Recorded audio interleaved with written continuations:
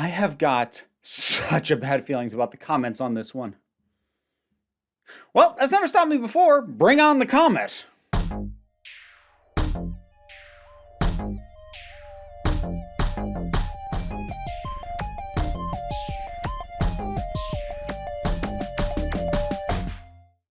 A few weeks ago, I didn't know much about Don't Look Up. That's the latest film from the Big Short director Adam McKay. It's a film about scientists discovering a comet that will crash into Earth, and nobody in power or in the media is treating the issue seriously. Metaphorically, it's about climate change. And I would normally not bring metaphorical analysis up this early into a video like this, but it's super blunt about it, and McKay has made it absolutely clear that's what the whole thing's about. So let's just get that out there now. I knew a couple of people who were looking forward to it, quite a bit, actually. I saw one trailer. It boasted an impressive cast, but it didn't really grab me as something that I was going to be up for over 2 hours of. I kind of shrugged it off. But then the movie actually came out, and a bizarre conversation around the whole thing started. I say bizarre, but honestly, it's a conversation I've seen before in slightly different shapes. Boiled down to its more basic core components, a lot of people, including many critics, didn't like the movie. And the filmmaker, and people who did like the movie, pushed back, not by defending the film, but attacking the people who didn't like it. Like I said, I've seen this before. Examples from the last few years would include Joker, The Last Jedi, Batman v Superman, Dawn of Justice. That last one, just to take it as a case study real quick, the people who enjoyed that film were very fond of accusing people who did not enjoy it of everything from being too stupid to get it, to being paid shills for Disney in order to artificially boost the rival Marvel Cinematic Universe. I personally got accused of that second one more than a few times. In other words, from the perspective of these people, it's not acceptable that some folks just have a different assessment of the work or just have different tastes. There has to be something actually wrong with them, that they didn't like this. Now, what made this one a little bit different from the others I cited is that generally when I've seen this happen, it's within existing fandoms, usually along existing fandom divides. But Don't Look Up is a new film. It doesn't have an existing fandom. Well, I mean, the actors, the director, they do to some degree. But generally, that wouldn't give rise to something like this. Instead, we've seen, it's actually not a clean political divide, though I'm sure some people are going to paint it as one. See, there's basically people who don't like the film for whatever reason.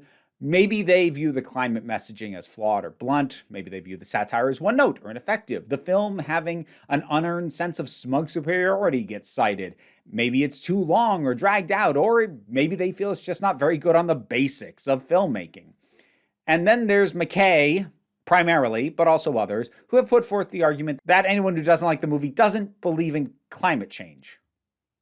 Yeah, he does in fact appear to be saying that taste cannot be a factor in this. You either like the movie or you're a climate change denier.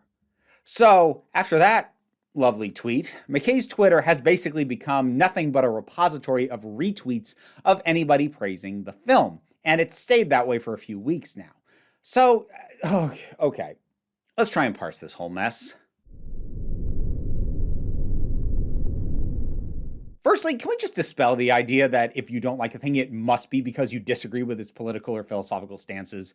Sometimes things just work for whatever reason, and sometimes things just don't work for you. Sometimes they're just bad. Is this a bad movie? Okay, look. The thing is, I've been in this conversation from both sides of this perspective because not only are there films that I agree with what they're trying to say, but I also don't like them, but vice versa. There are films I fundamentally disagree with in terms of their core messaging, but I still enjoy them. For instance, of that second, I really like the movie 300. I absolutely do not agree with the core positions and the messaging at the heart of the movie, but I still really like it. I like the movie. On the flip side of that, a few years ago, Doctor Who aired the episode Orphan 55. It's an episode with a very blunt environmental message and a dire warning to humanity, both of which I wholeheartedly agree with, but it's still a really bad episode. Agreeing with the position that a piece of art is taking doesn't automatically mean someone will like it, and disagreeing with it won't automatically mean that somebody will hate it. Oh, those can be factors. I'm not saying they're not in the mix at all. A film aligning or failing to align with your beliefs might incline you toward liking or not liking it, respectively, but it's not the sole determining factor for most people.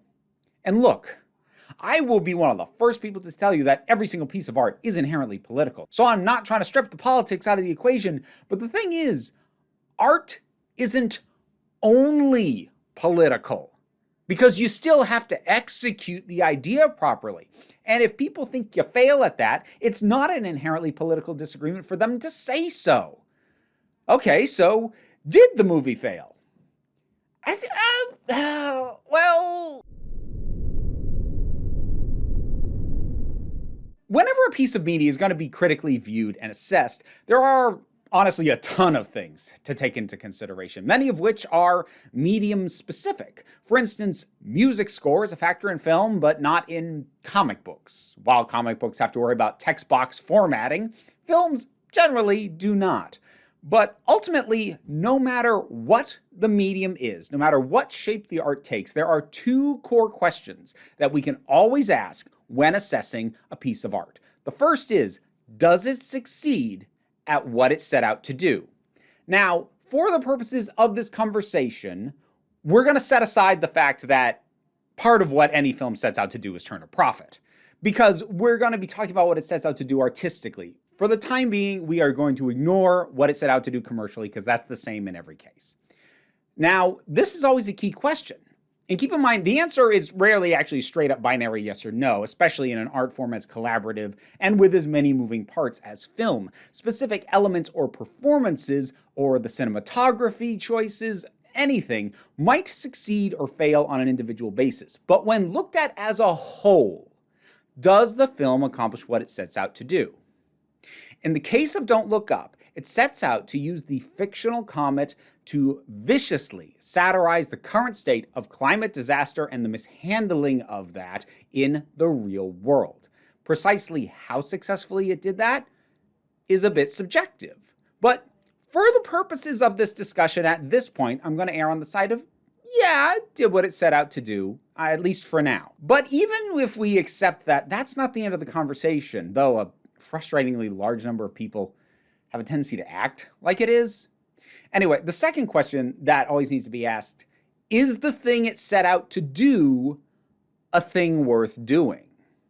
Now, on the surface, this should be a clear-cut yes in the case of this movie, because climate change is real, humans are contributing to it, and we collectively are failing at changing the course of it. But that's the message. What is this film intending to do with that message? Who is it for? And this is where I have to actually deal with the question I've been kind of putting off for a bit. Not really, no. Okay. I know I can't actually get away with that. I'd like to. Honestly, I'd hope to be able to make a video and just focus it on the conversation around the film and not have to actually watch the thing. Except I knew that if I didn't, that would ultimately be wielded against me and it would derail the entire exercise. So I did watch it. And no, it's not very good. I'm not going to go through all of my issues because I'm trying very hard not to have this be a review in a pretentious sweater. But here's the brief summation. I personally found the satire to be smug in a way that was compounded by how long scenes were drawn out after having already made their points, on top of how repetitive the film is over its 2-hour plus runtime. Now, I know my distaste for that is a personal taste thing. I honestly find Idiocracy to be annoyingly smug, though that at least had the decency to be under 90 minutes. Plus, let's be honest about it, The Newsroom, which is a show not above some insufferable smugness of its own, that show made the same point in 4 minutes, and it hit it much harder for its succinctness. So what can we do to reverse this? Well, there's a lot we could do. Good. If it were 20 years ago or even 10 years ago, but now, no. You sound like you're saying it's hopeless. Yeah. Are you going to get in trouble for saying this publicly? Who cares? I personally didn't find the comedy very funny, though I rarely find McKay's films funny, and that's going all the way back to Anchorman, so clearly the man and I have never been on the same page comedy-wise. These were, honestly, big issues for me. But also, as I've already admitted, pretty subjective ones at the end of the day. Some folks might not have found it smug, or maybe the smugness didn't bother them even if they did sense it was there. Some folks may have found the comedy moments to be actually funny or even hilarious, and all of that is fair. Less subjective, though, is the scattershot approach it takes to its targets, and the fact that the metaphor the entire film is based on is flawed on premise.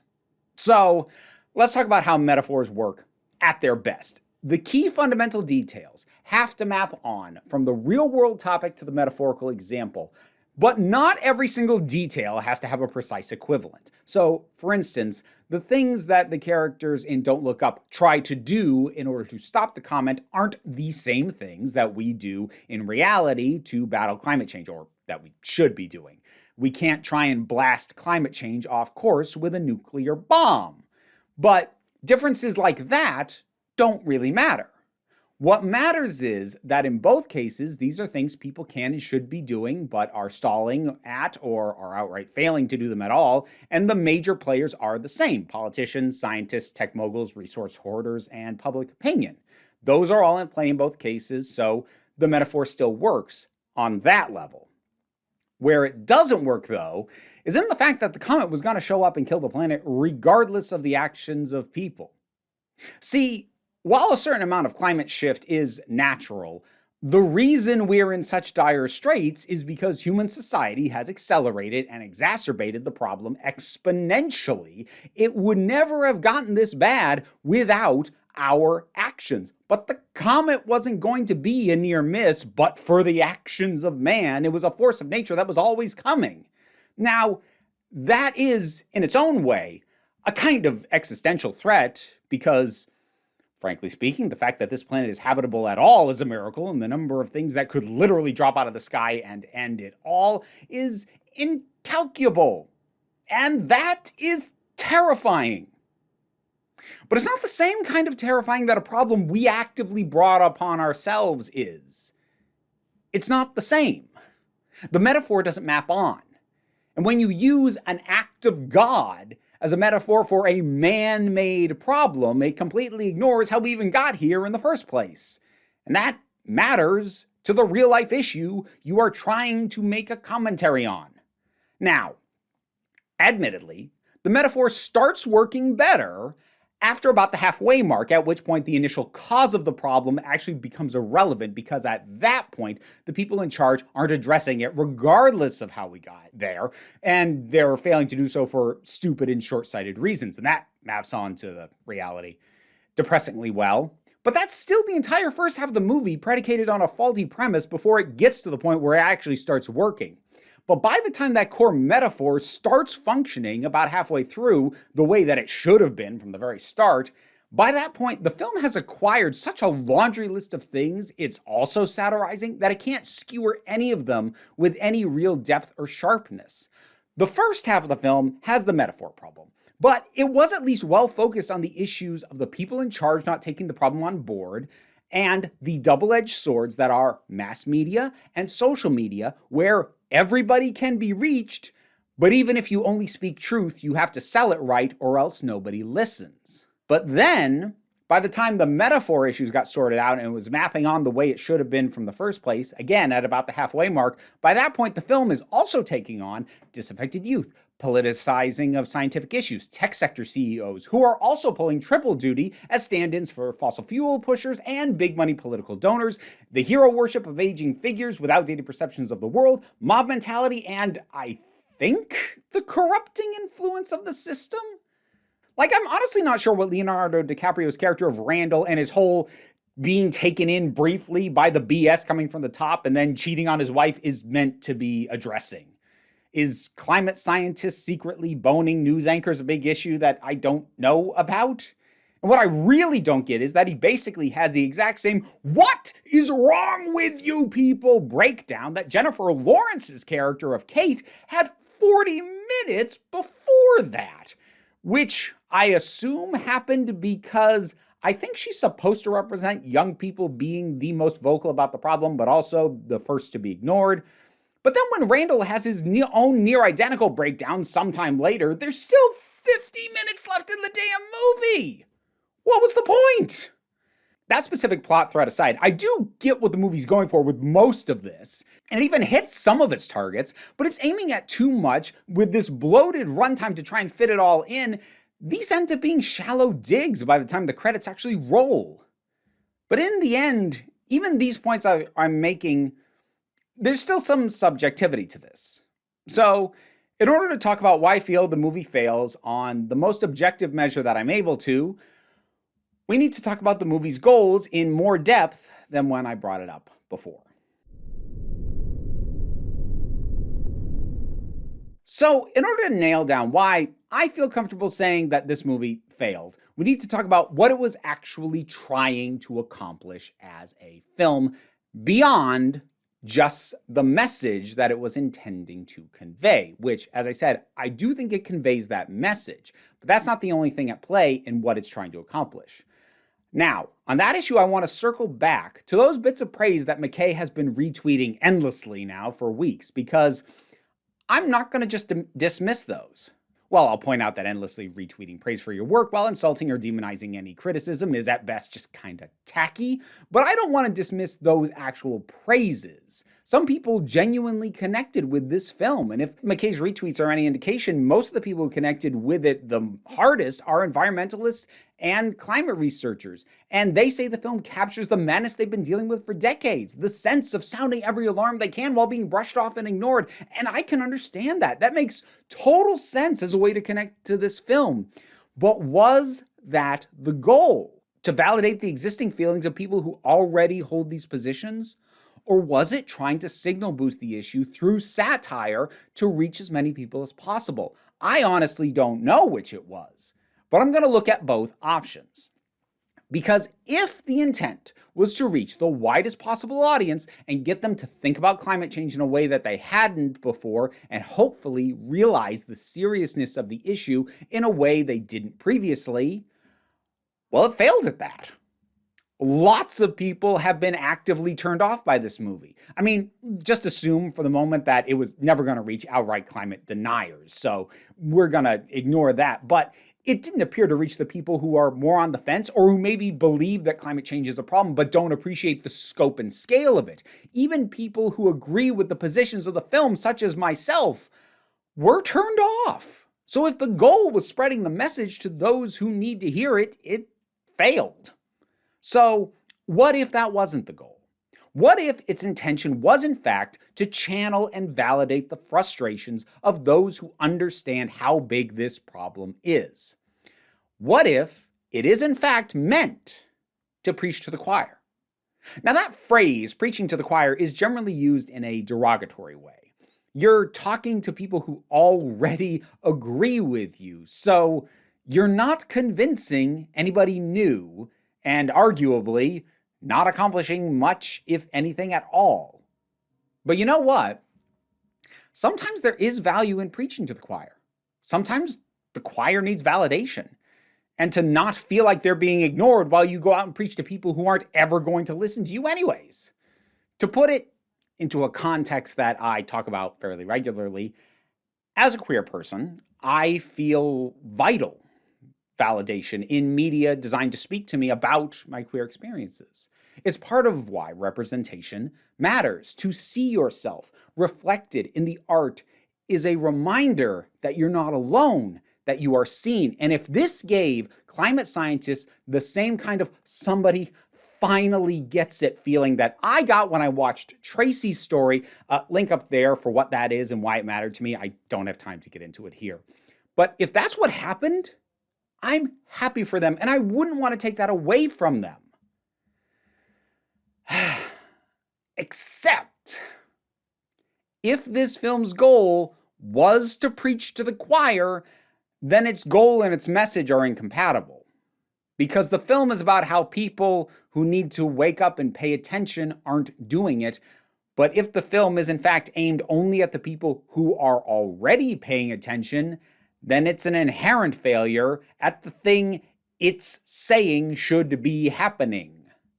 You can't make a film designed to only appeal to the people who already agree with you when your message is, at least in part, this is important for everyone to understand. So, as far as I'm concerned, Don't Look Up is a failure. Either it tried to reach as wide an audience as possible and instead alienated them, or it aimed at a niche audience, in which case it's self-defeating on its own merits because the message is in contradiction to that goal. And in either case, Adam McKay implying anyone who didn't like the movie as a climate change denier sure as hell didn't help. Look, if you like this movie, that's fine. Going into this, I admittedly had a number of things working against my odds of ever liking it.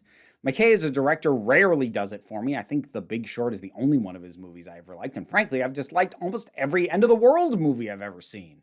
I didn't like Melancholia, I didn't like Cabin in the Woods, I didn't like Beneath the Planet of the Apes. Spoilers on those second two? Sorry. Not really sorry. I think the only one I did like was Doctor Strangelove.